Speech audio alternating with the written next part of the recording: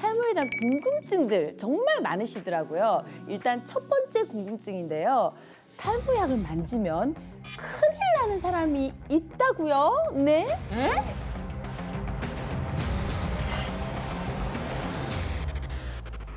탈모약을 임산부가 만지면 큰일이 납니다. 왜요?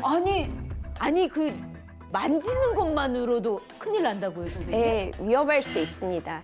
이게 탈모약은 피부로도 약 성분이 흡수가 잘 되기 때문에 임산부가 만지기만 해도 이게 특히 태아가 남자아이일 경우에는 그 생식기 기형을 일으킬 수가 있는데요. 그래서 저희가 남편이 탈모약을 복용 중인 경우에 부인이 이제 임산부일 경우에는 집에 약을 두지 말고 그 일하는 회사에다 약을 두라고 꼭 얘기를 합니다. 그 정도로? 네. 야, 난 처음 알았네. 되게 중요한 부분이기 때문에 이 남편분들이 더욱더 조심해야겠습니다. 그래야겠네요. 자, 그리고 두 번째 궁금증 바로 가겠습니다. 네네. 탈모 발견 이럴수록 더 좋다. 이럴수록 좋다. 어떨수록 좋습니까? 모든 게 다 그렇지만 탈모 발견도 저희가 빠를수록 좋습니다. 네. 역시. 저희가 하나 말씀드리면 세상은 이제 두 가지 부류의 사람으로 나뉘는데 탈모가 시작된 사람 그리고 아직 시작되지 않은 사람 이렇게 나눌 수가 있어요. 그래서 이 얘기는 결국 탈모로부터 안전한 사람은 아무도 없다는 얘기고요. 결국에는. 탈모는 유전도 중요하지만 이게 나이, 그러니까 노화, 생활 습관, 또 스트레스, 염증, 다양한 후천적인 원인의 영향을 받습니다. 그래서 실제로 요즘 이런 후천적 요인에 의한 탈모가 증가하고 있습니다. 아, 맞네요.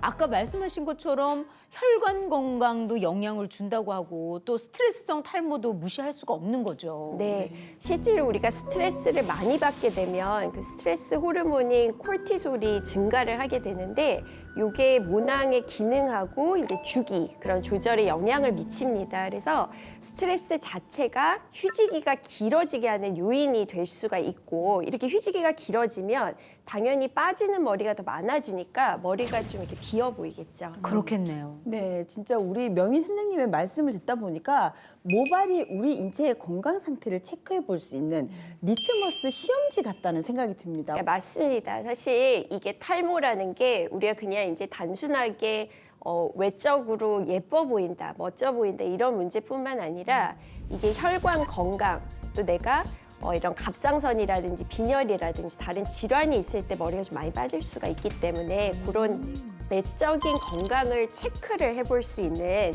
이제 그런 지표가 될 수 있습니다. 너무 좋은 말씀입니다. 네. 그러면 자, 이 마지막 궁금증 가겠습니다.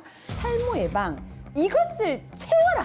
아, 이것은 무엇일까요? 뭘 채워야 될까요? 일단은 탈모 예방을 위해서. 통장을 좀 채워야 됩니다. 아, 그 관리를 받으려면 이게 또 있어야 돼요. 네, 굉장히 중요한 말씀을 하셨는데 정답은 바로 아미노산입니다. 아미노산. 또 아미노산 좀 이렇게 헷갈릴 수 있는데 다른 말로 하면 단백질이죠. 단백질이죠. 아, 단백질은 뭐 약간 우리가 느끼기에는 약간 이제 근육을 근육, 키우는 그런 주요 성분 아닌가 이런 인식이 있잖아요. 맞아요. 근데 모발이 실제로 여러 다양한 그런 종류의 아미노산으로 구성이 되어 있습니다. 자연식품인 단백질을 섭취하는 거를 추천을 드리고 근데 우리 근육 키운다고 단백질 보충제 드시는 분들도 있잖아요. 근데 요거는 오히려 많이 먹어서 또 탈모가 생겨서 오는 분들이 있어요. 아, 그래요? 네, 그래서 단백질 보충제에는 저희가 순수 단백질 말고도 크레아틴이 그런 성분이 들어있는데 이게 탈모의 주 원인인 디하이돌 테스토스테론 수치를 높일 수 있기 때문에 조심하는 게 좋습니다. 잘 알고 먹어야겠네요. 맞아요, 맞아요.